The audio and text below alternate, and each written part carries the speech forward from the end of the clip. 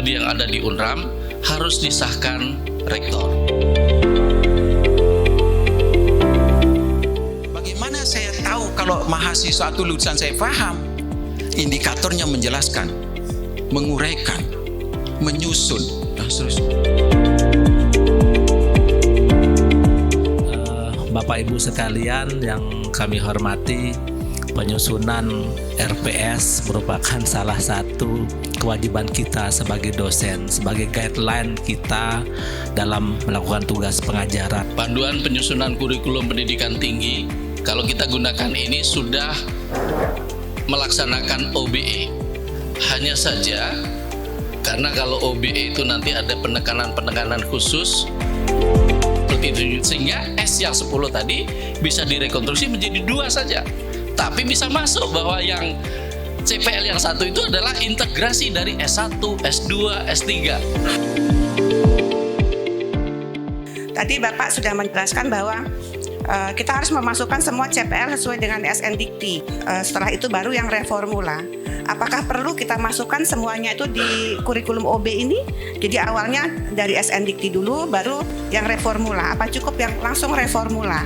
Kalau memang kita sudah niatnya memang kurikulum ini kita hajatkan untuk persiapan kita akreditasi internasional, maka kurikulum yang sudah reformulasi yang kita tampilkan. Tetapi jangan sampai kehilangan naskah akademiknya, bahwa ini diturunkan dari itu. Sampai tadi saya gambarkan kan, siapa tahu kita tidak berhasil walaupun itu tidak kita inginkan, kan otomatis harus akreditasi nasional.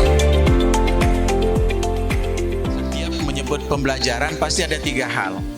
Yang pertama itu perencanaannya, kemudian yang kedua pelaksanaan dari pembelajaran itu, kemudian yang ketiga evaluasinya.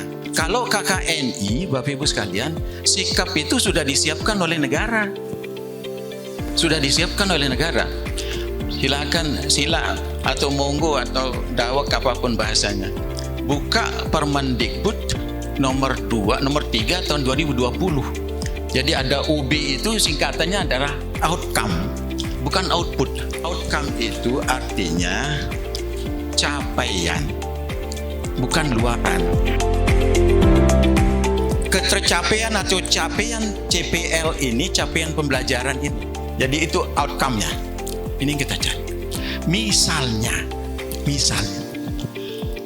CPM atau sub CPMK 1 ini diajarkan dengan kasus. Maka ini akan menunjukkan bahwa sub CPMK atau pembelajaran kasus ini sudah tercapai atau belum. Tambah 60, tambah 50, 170. Itu hak mereka seminggu. Kita memastikan bahwa apa yang CPL yang sudah kita diskusikan itu mampu mencapai capaian pembelajaran lulusan lulusan kita. Apa maksudnya terus ini dibuat? Mari kita lihat, selesai mengikuti kuliah ini, sesudah lulus, maka ini yang muncul pada manusianya itu, pada lulusannya itu, pada mahasiswanya yang mengikuti kuliah. Oke. Ini yang muncul, bahwa mereka bertanggung jawab, kemudian mereka bisa mengambil keputusan dan seterusnya. Ini yang muncul. Inilah profil lulusan kita, capaian pembelajaran lulusan. Nah, Bapak Ibu sekalian, ini masalahnya tadi. Untuk apa dibuat daftar ini? Daftar ini dibuat untuk menjadi daftar CPL. Kalau misalnya apa yang istilah-istilah CPL 1, 2, 3 di sini mau masuk ke situ, boleh saja, tapi ditaruhlah di sini di akhir.